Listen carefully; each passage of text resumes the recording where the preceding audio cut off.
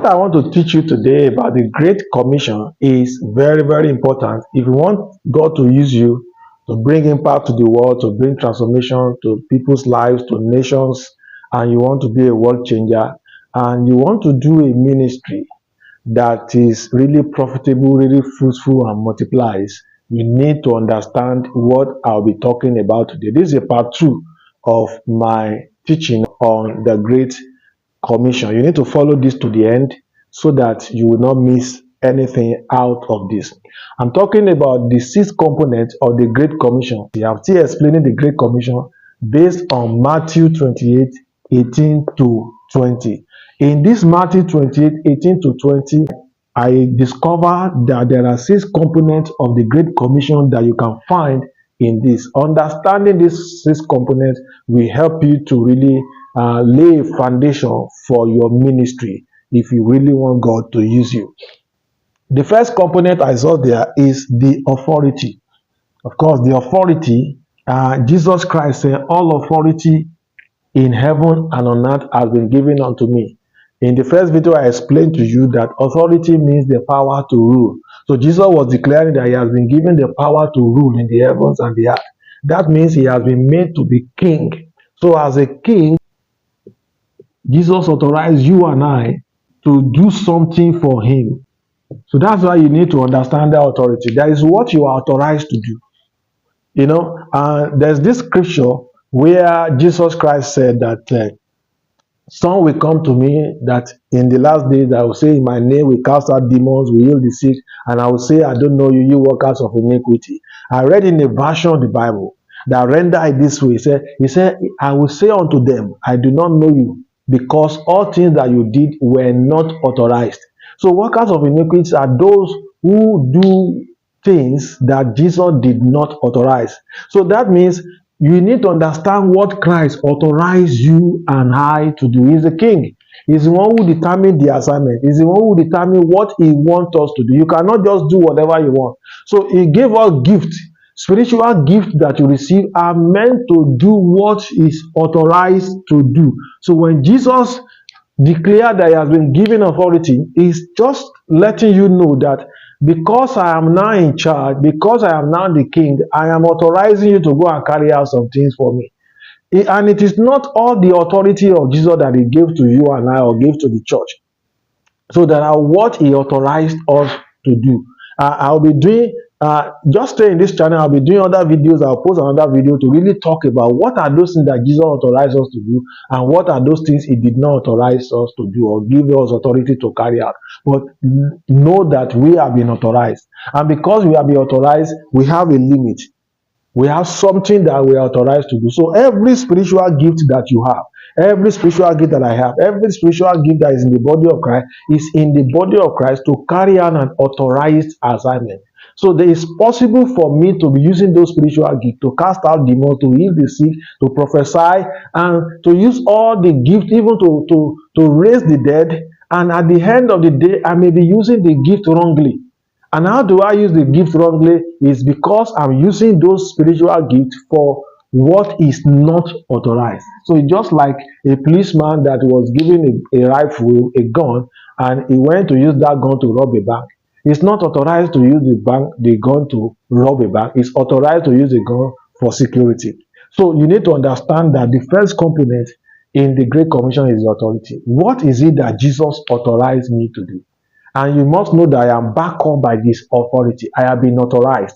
I have been given an authority. So I'm not going on my own. This is very important. And the second component you are going to see there is the assignment. What is the assignment? That is what you and I have been authorized to do. That's what the church is authorized to do by the head of the church, which is Jesus Christ himself. So what is the assignment? In that Matthew 28, the assignment is simple. We are finding out that the assignment is to make disciples. To make disciples. So what is it that Jesus authorized his disciples, his church, his body to do? What is it that he authorized you and I to do? We are authorized to make disciples. So you make things that does not exist. So when Jesus was going, he said, go to places where disciples of Christ does not exist. Go make disciples for me. Go make followers for me. People who follow Jesus, people who listen to Jesus, who live like Jesus and love like Jesus. People who display the character of Christ and serve his kingdom. So when we are talking of disciples, they are learners. These who are learning from Christ to be like Christ, to please God, to live a life pleasing unto the Father here on earth, and to live a victorious life. These are disciples. They are converted, they are committed, they are contributing to God's kingdom. So disciples, not converts.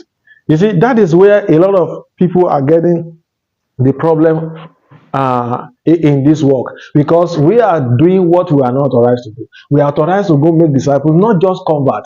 And so it makes a big difference when you know that I'm not just to make converts, I'm not just to make church members, I'm to raise disciples of Christ. So understand that we are to make disciples. And where do we make disciples? Where disciples does not exist. So you make what does not exist. So I'm a disciple maker. You are a disciple maker. The church of our Lord Jesus Christ is focused. We are called to make disciples, not just convert. And the next thing you need to understand is the target. The third component there is the target. So when Jesus Christ said, make disciples, who are our target?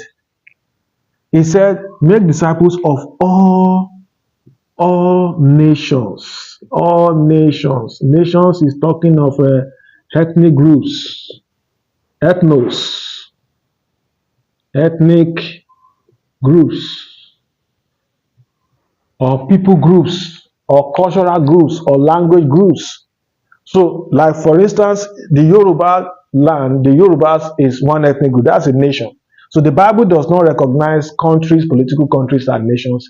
The Bible, when the Bible talk about nation, it's not talking of countries like Nigeria, like America, like Ghana, or like that. No, when the Bible is talking about nations, it's talking about ethnic groups. It's talking about like the Yoruba nation, the Fulani nations, the Igbo nations, and so on and so forth. The Efik nations. Those ethnic groups are nations. They are made by God from Genesis 11. That was the origin of nations. So when Jesus Christ said that we should go and make disciples, so where is he sending you to go make disciples of all nations? So how the strategy of Jesus Christ, the way Jesus Christ sent his church to reach the world is nation by nation.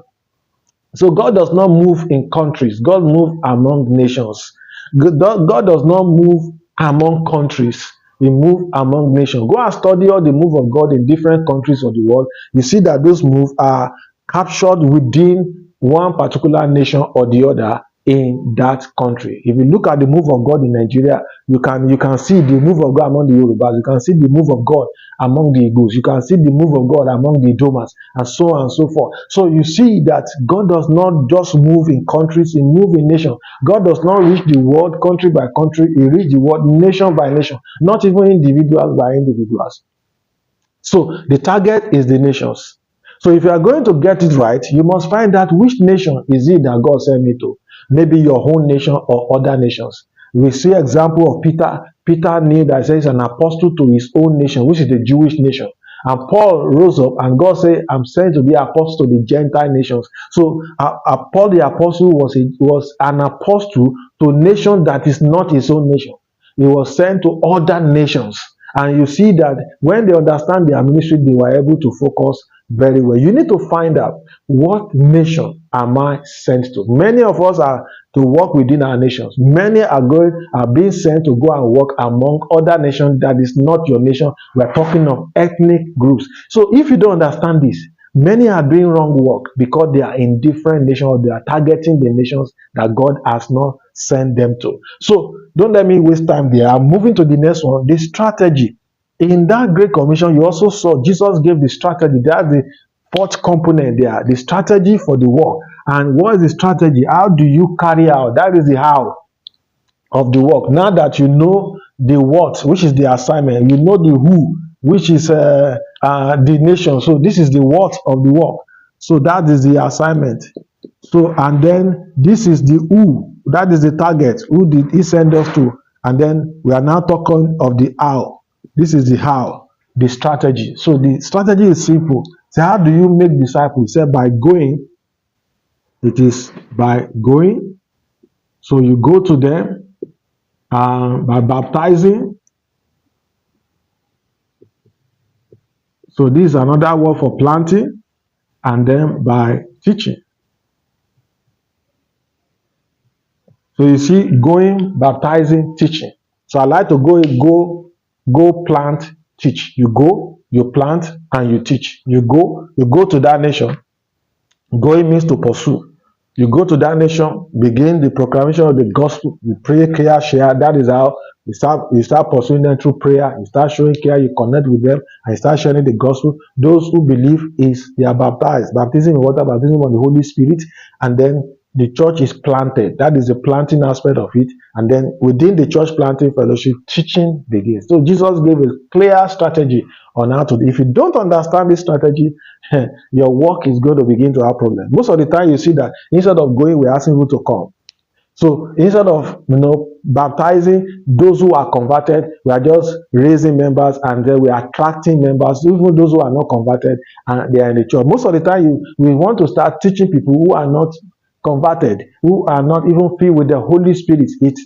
It will affect their spiritual growth. So teaching is about nurturing and equipping them. So I'll be breaking all of this down. I'll be doing different videos for them so that you understand how each of those strategies are, how to carry them out. So he gave the strategy. Then we see the provision. So what do we need to carry out this work successfully? So Jesus Christ said, I will be with you.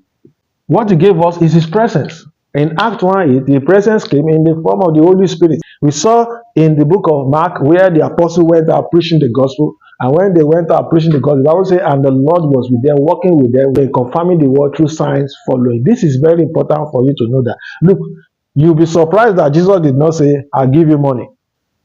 He didn't promise them money. He didn't promise them even security, whatever. He promised them his presence. Why? Because this is presence. When you have his presence with you, his presence will bring all the money, all the provisions, all the protection, everything you need to get this work done. You get it from his presence. So this presence is a package. It's a package on its own, and that is all you need. When you lack his presence, you lack success in this work. All what you need to seek is divine presence. When this divine presence is with you, you don't have problem. You will not have money problem. You will not have security problem. You will not have provision problem. You will not have people problem. I can assure you, you won't have such kind of problem if you have his presence. So Jesus knew exactly what we need to carry out the work, and he made a promise of that. So, and then the last one is the period of the work.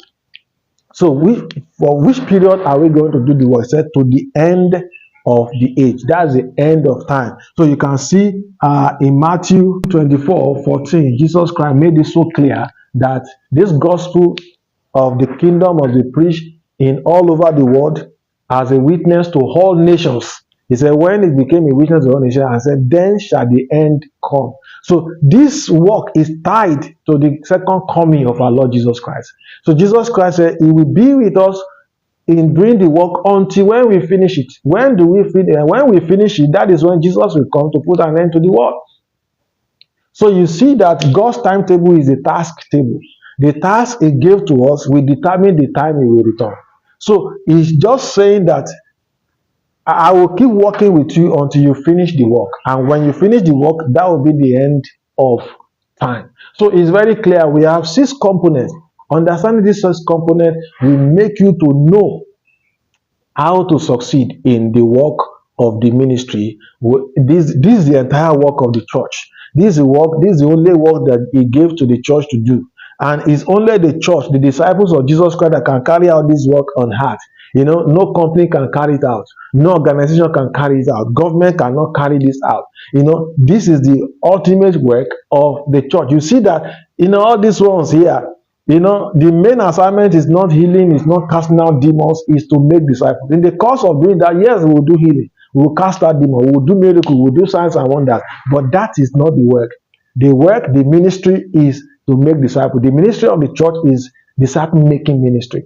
And the product the church should produce are disciples of Jesus Christ. So when you and I, or the church or the ministry that I belong to, are not producing or are not working towards producing this kind of fruit, then you know that you're already a failure in the making. If you really want God to use you, you must understand this one. So I will see you in the next video.